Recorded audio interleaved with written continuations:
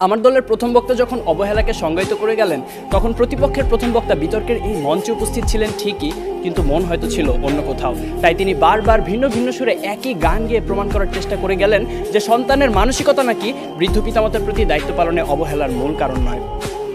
অবহেলার সংজ্ঞায় যেখানে বলছে অবহেলা হচ্ছে প্রদত্ত পরিস্থিতিতে যত্নের অভাব এবং ইচ্ছাকৃত অসতর্কতা, অর্থাৎ বিজ্ঞ প্রতিপক্ষ, অবহেলার প্রশ্ন আসে তখনই যখন আপনি পূর্ণ সামর্থ্য থাকা সত্ত্বেও আপনার বৃদ্ধ পিতামাতার যত্নের প্রতি ছিলেন উদাসীন।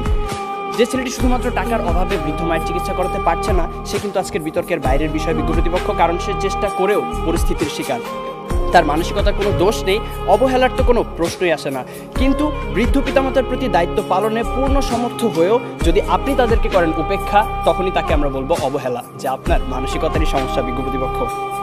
আমার সন্তান যেন থাকে দুধে ভাতে, অন্তরের এই নিবেদন তো পৃথিবীর সব বাবা মায়ের। অথচ সারাটা দিনের ব্যস্ততা শেষে একটুখানি অবসর পেলেই যেখানে আমাদের ফেসবুক বা হিন্দি সিরিয়ালে ডুব দেওয়ার সময় হয়, সেখানে ফোন দিয়ে মাকে একটিবার জিজ্ঞেস করার সময় হয় না মা ভালো আছে কিনা, বাবাকে জিজ্ঞেস করার সময় পর্যন্ত হয় না ওষুধগুলো ঠিকমতো খাচ্ছে কিনা। এখানে দোষটা কিন্তু বিজাতীয় সংস্কৃতির ধারক ও বাহক হিন্দি সিরিয়াল বা সোশ্যাল মিডিয়া ফেসবুকের আগে আপনারই মানসিকতার বিজ্ঞ প্রতিপক্ষ। একজন সুস্থ মানুষ সর্বোচ্চ 45 ডেল একক পর্যন্ত ব্যথার সম্মুখীন হতে পারে, আর সন্তান জন্মদানের সময় আমাদের মায়েরা যে পরিমাণ ব্যথার সম্মুখীন হন তা 57 ডেল এর কিছু বেশি, যা একজন সুস্থ স্বাভাবিক মানুষকে প্রয়োগ করা হলে অনায়াসে তার 20টি হাড় ভেঙে যাবে। সন্তানের জন্যই যে মায়ের সর্বস্ব বিসর্জন, সন্তান হয়ে সে মায়ের প্রতি যেন আমাদের নিষ্ঠুরতম আচরণ।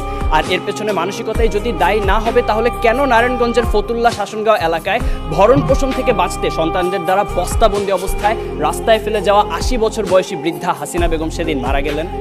কেন জামির উদ্দিন শেখ নামের শতবর্ষী বাবা 5 ছেলের 4 জনের হাতেই মার খেয়ে আজ শয্যাশয়ী? তথ্যসূত্র দৈনিক প্রথম আলো, 13 জুলাই 2018। পত্রিকায় প্রকাশিত এমন হাজারো হতভাগ্য হাসিনা বেগম বা জামির উদ্দিন শেখের গল্প আপনাদের শোনাতে পারি, জীবনযুদ্ধে যারা হেরে গিয়েছিল।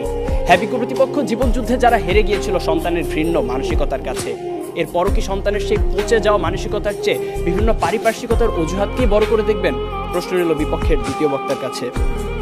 প্রতিপক্ষের প্রথম বক্তা বলে গেলেন যে সন্তানেরা নাকি এখন সময়ই পাচ্ছে না তার বাবা মার সাথে ব্যয় করার, অর্থাৎ ব্যস্ততার কারণে তারা সময় দিতে পারছে না তাদের বাবা মাকে। আসলে সত্যি কথা বলতে জানেন কি বিজ্ঞ প্রতিপক্ষ, এই পৃথিবীতে সময়ের অভাব বলে কিছু নেই, সব কিছুই নির্ভর করে আপনার প্রাধান্যের উপর।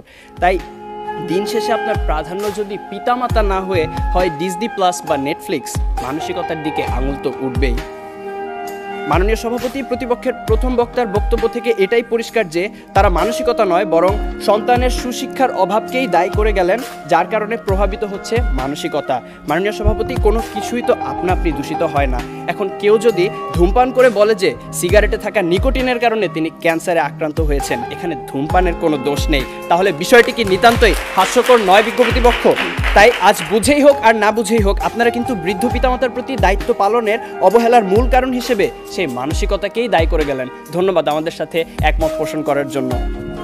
প্রতিপক্ষের প্রথম বক্তার মতে বর্তমান সমাজে বাবা মায়ের মধ্যকার অশান্তি, ঝগড়া ইত্যাদি দেখে অবহেলায় একটি বড় হওয়া একটি সন্তান তো সেগুলোই শিখবে। কিন্তু বিজ্ঞ প্রতিপক্ষ, একই পরিবারে বেড়ে ওঠা 2টি সন্তানের মধ্যে যখন এক ভাই হয় সমাজে উচ্চ প্রতিষ্ঠিত আর আরেক ভাই হয় মাদকাসক্ত বেকার, তখন আপনি কি বলতে চাইছেন যে তাদের বাবা মা তাদের দুরকম শিক্ষা দিয়েছে? অর্থাৎ আমি এটাই বোঝাতে চাইছি যে পরিস্থিতি যেমনই হোক না কেন, ভালো মন্দের বিচার করার মানসিকতা বা বিবেক সে তো আপনারই হাতে।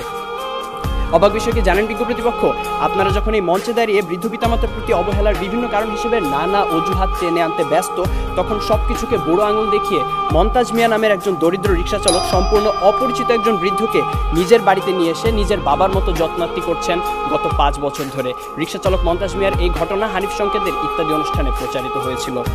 যেখানে অনেক উচ্চশিক্ষিত সচ্ছল ছেলেমেয়েরা অবহেলায় নিজের পিতামাতাকে বৃদ্ধাশ্রমে পাঠিয়ে দিচ্ছে, সেখানে মন্তাজ মিয়া একজন দরিদ্র রিক্সা চালক হয়েও এমন একটি মহৎ কাজ কি করে করতে পারলেন? তার তো ছিল না অর্থবিত্ত, শিক্ষা কিংবা উচ্চ সামাজিক অবস্থান, কিন্তু তবুও তিনি তা পেরেছিলেন কারণ তার ছিল একটি উন্নত মানসিকতা, বর্তমান সময়ে যা বড়ই অপ্রতুল। শেষ করার আগে মনে করিয়ে দিতে চাই, দূরত্ব, সময়ের অভাব, কাজের চাপ, সুশিক্ষার অভাব ইত্যাদি বৃদ্ধ পিতামাতার প্রতি দায়িত্ব পালনের ক্ষেত্রে কিছু দেয়াল মাত্র।